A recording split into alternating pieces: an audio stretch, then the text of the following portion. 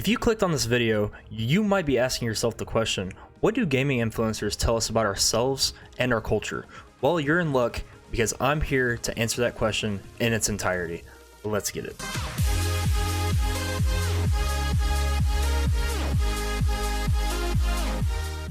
What's up everyone, Mystic9 here, back with another video. Today's video is going to be a little different than what you're normally used to. As you saw in the title of this video, we're going to be taking a deep dive into the world of gaming influencers and answering the headlining question, what do gaming influencers tell us about ourselves and our culture? Over the last month or so, I've been doing a lot of research on the topic, and after compiling a bunch of information on the topic, I decided exactly how I want to answer the question. Gaming influencers use a variety of motivators such as authenticity and creative inspiration, and an underlying variable that is strongly associated with these two motives, materialism, to expose the average gaming fan's tendencies to become attached to a specific gaming influencer. So essentially, talking about what this connection tells us about ourselves and what it signifies about our culture is what's going to be taking place in this video. Being attached to a specific gaming influencer typically means that there is a feeling of strong connection or affinity towards someone particular. This connection can manifest in several ways, such as regularly tuning into someone's stream, watching all the content they put out, or even purchasing their merch. For some people, that parasocial relationship can also mean feeling a sense of loyalty towards them, defending them against any sort of criticism that may come their way, and supporting them in all their endeavors, online and in the real world. This sense of attachment can ultimately be driven by a variety of factors and motivators, which I mentioned earlier: authenticity, creative inspiration, and an underlying variable, which is materialism, strongly connected to both of these factors. Overall, being attached to a gaming influencer, or really any influencer, is a common phenomenon in the online world. These attachments are so critical in everyone's lives around the world because it signifies a sense of community and belonging among fans. I'm excited to dive into each of these motivators and make everything I just said make more sense. Let's dive in. So I mentioned two motivators earlier that gaming influencers use that get us so attached to a specific gaming influencer. The first point that I want to hit on is that gaming influencers just being genuine, open, and relatable people is something that really attracts a lot of people and gets them attached to a specific person. Fortnite streamers like CypherPK, CourageJD, and Ninja use these tactics all the time. Like during their streams, you can see them doing just chatting segments where they allow the viewer to connect with them even more. They're interacting with their fans, and these segments in their live streams allows fans to really connect with them and feel like they have that. It kind of creates that parasocial relationship, which is something that we'll touch on a little bit later. Also during these segments, gaming influencers often share personal experiences and thoughts with the viewer. This shows that the gaming influencer is willing to be vulnerable with their audience, which helps to build trust with the viewer and creates an even deeper connection. In this clip, CourageJD is vulnerable with his audience and shares a very hard breakup that he recently had with his girlfriend that he was with for 3 or 4 years. Here's the clip. You know, yesterday, Maddie and I announced we're no longer together. You know, thankfully, it's a blessing that, you know, Maddie's such an incredible person that there's been no toxicity in this. Only been filled with love. And we had already been going through this privately behind the scenes, and we've already spent multiple times as friends. Jack, take a break if you need. Yeah, I mean, I know I can take a break. I know you guys always support me. The beauty of what I do is that I love what I do. Genuinely. This is my dream, right? So if I didn't want to stream today, I just wouldn't. But I wanted to be live. I love gaming. I love laughing with the boys. I love hanging with you guys. Like, this is what I want to be doing. Another huge factor that falls under the authenticity motive is that gaming influencers are very transparent. They're open about struggles, failures, triumphs, etc. Anything that creates this sort of sense of transparency. And, you know, they don't always necessarily do this on their YouTube videos, but they do this during their live streams when they're actually live with the viewer in real time. And they also share more of their life backstage when they are on Twitter, Instagram, live on those other platforms, or just tweeting in general. Viewers really appreciate this kind of transparency that the gaming influencer shows, because once again, it helps build trust with the viewer. And if there's trust between the viewer and that gaming influencer, it's going to keep them coming back. Another huge factor of authenticity is consistency. Gaming influencers with their personality, behavior, content is all important to building trust and that relationship with the viewer. How they go about editing their content, how the rhetorical choices they make in their videos, and what they say online, all kind of falls in this consistency category. Because if they're consistent with a certain way about how they're describing something, or their stance on something, or how often they upload, again, this all builds trust with the viewer. And as you can kind of see as a common theme between all these three factors that we just mentioned, transparency, consistency, and then just being open and relatable, they all share a common theme, which is building trust with the viewer is the utmost importance. The second motivator we'll be diving into next is creative inspiration. And the first point I actually want to hit on is creativity itself. This enables gaming influencers to show off skill, and it allows them to connect with others who have similar interests. A very, very common group that I think about when this comes to mind is gaming pros, people who go pro in gaming. It can be any game, Valorant, Fortnite, Call of Duty. All these people kind of show off their skill, and it allows other people with similar interests that want to be really good at that game to follow these creators because of their creativity and just kind of their play style in the game. Pros that kind of come to mind that are very unique, especially in the Fortnite space, is like Booga, Clicks, people like that. And then also in, you know, other games, you have like your Valorant pros and your COD pros, which I'm not super familiar with, but all kinds of examples will be on screen while I'm talking about. Another thing that gaming influencers really take advantage of is they acquire cultural capital by practicing taste leadership, which taste leadership refers to one's aesthetic preferences and presentation of visually pleasing subjects. These things are often indicators of sophistication and prestige. It causes gamers to want to mimic the influencer. Gaming influencers often use this taste leadership to differentiate themselves amongst other influencers. You can kind of see this the most prevalent way of seeing this is kind of in the shorts, the Instagram reels, all the short form content. Each influencer kind of has their own style, and that's how a lot of people, a lot of viewers get attached to a certain content creator through their creativity and how they choose to deliver their shorts and their short form content, which that's kind of what people these days mostly consume. Another factor that falls under creative inspiration is just you get more engagement. Gamers look up to influencers as role models. They often ask influencers for tips on how to better their own content.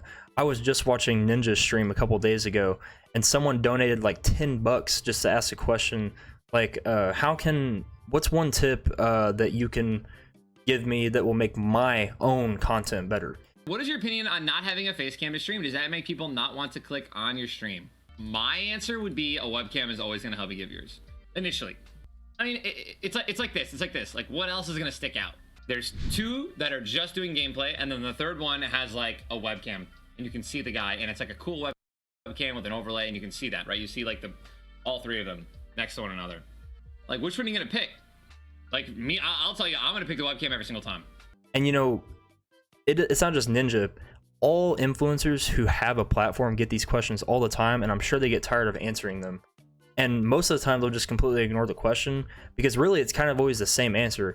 You have to be creative, and you have to have a skill that no one else has that you can deliver to a viewer, and then they will get interested in that skill that you've acquired, and they'll want to be you. I mean, it's kind of just the same answer to that common question, which is, how can I make my own content better? Another simple fact is that people simply engage more with things they haven't seen before. So if I'm scrolling through YouTube Shorts and I see a YouTube short that I've never seen before, I'm automatically just going to engage with that YouTube short more, and I'm going to find it more appealing because I've never seen it before. Creativity ultimately fosters authenticity, so these two motivators often work together.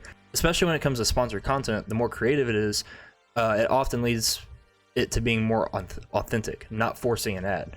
So like someone that I can think of, Harris Heller, who I will play a little clip of how he introduces an ad in every single one of his videos. The real meat I want to talk about just in the last couple weeks is Kick and Twitch. Individually, both very interesting. Together, super interesting. So let's jump into that. Something I get asked a lot is, how do I get good audio when I know nothing about audio? Well, good news. There is an amazing audio bundle available right now from this video's sponsor, Elgato. He never forces the ad. He always very cleverly introduces the ad, and it flows very well in the video. And I often never see myself skipping over these ads. And he also keeps them very short, 20 to 30 seconds. The common theme with creative inspiration and the two factors that I mentioned, which are creativity and more engagement, is that being unique often increases engagement, and people often perceive gaming influencers as role models.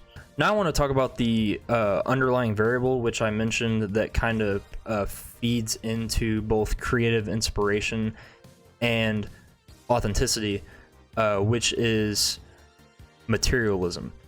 Now, materialists often have a poor self-concept, but if we look at the dictionary definition, it states excessively concerned with material possessions and money oriented. This definition does not tell the whole story. Often materialists suffer from internal deficits, and they're vulnerable to social comparisons.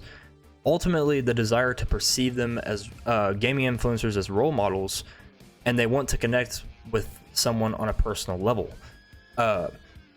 Going back to that part that I just mentioned, a desire to perceive gaming influencers as role models, that's kind of where the creative inspiration comes in, and that's where these materialists want to be like them. One quote that I'm going to pull from this scholarly source that I'm using, which is linked in the description down below: creative inspiration and authenticity were most strongly associated with happiness, possibly implying that for materialists, these two motives are stimulated by a need to fulfill effective inadequacies and enhance emotional well-being from engaging with social media influencers. That kind of just sums up everything I just said with materialist right there, and it kind of just puts a bow on the entire point that I'm trying to make all together. Now, we've spent almost 10 minutes talking about what this means for you, but what does it really mean on a cultural scale? Well, the online communities that big gaming influencers have built enables people to meet other players around the world. Simply booting up a game, any game, you can talk to anyone in the world. You can launch Discord and join a call with someone halfway across the world. And most of the time, these people who meet each other are often a part of the same community and like the same influencers. And you know, that's something that's really special, and it's really brought a lot of different cultures together. And that's one of the big reasons why gaming influencers have had such a big impact on our culture as a whole. Sometimes gaming influencers can dictate how long someone is spending on a game, and can be linked to the behavior of an individual. The research on this is very new, and there's only research on the short-term effects between gaming influencer and playtime. Now, obviously, this can be something that's very alarming because, you know, people are beginning to play games even more and more, and gaming as a whole is becoming more and more mainstream. And, you know, this is where the parents kind of step in and are kind of worried about their kids playing the game too much. And ultimately, they're starting to find a connection between gaming influencers kind of influencing the younger generation about wanting to play games. And then the kids have a very good argument of, well, this gaming influencer I watch plays this game for this amount of time and is really successful doing it, so why can't I go do it too? That's kind of their argument, so it's going to be very interesting how that kind of plays out. And finally, gaming influencers have enabled gamers to no longer be categorized and stereotyped in a certain way. Ultimately, gaming influencers have mainstream gaming as a whole and has made gaming culturally acceptable. The first person who comes to my mind who made gaming mainstream and was the first to do it is Ninja.